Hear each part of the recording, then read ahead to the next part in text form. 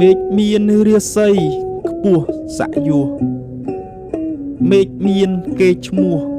គេខ្លោបខ្លាចមេឃមានសោភ័ណ្ឌមានអំណាចមេឃចេះស្លូតកាចគួមេត្រីអ្នករស់ក្រោមមេឃជឿជាក់ច្បាស់ថាមានឱកាសស្គាល់សេរីបូជាញើសឈាមទាំងយប់ថ្ងៃប្រាថ្នារស្មីថ្លៃឧត្តមប្រម៉ែប្រមូលបដូរយោបល់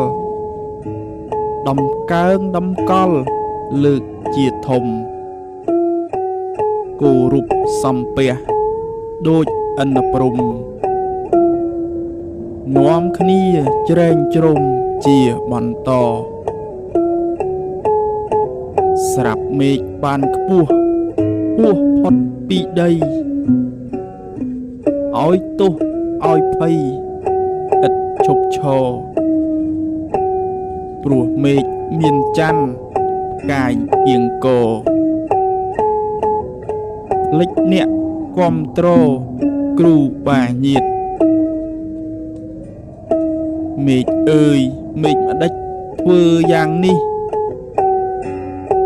ឈ្នាននេះជិះជាន់ដល់ធម្មជាតិបង្កជំនន់ព្យុះភ្លៀងទៀតធ្វើបាបធម្មជាតិយំរាល់ថ្ងៃខ្សឹបខ្សួលអួលណែនសែនខ្លោចផ្សាស្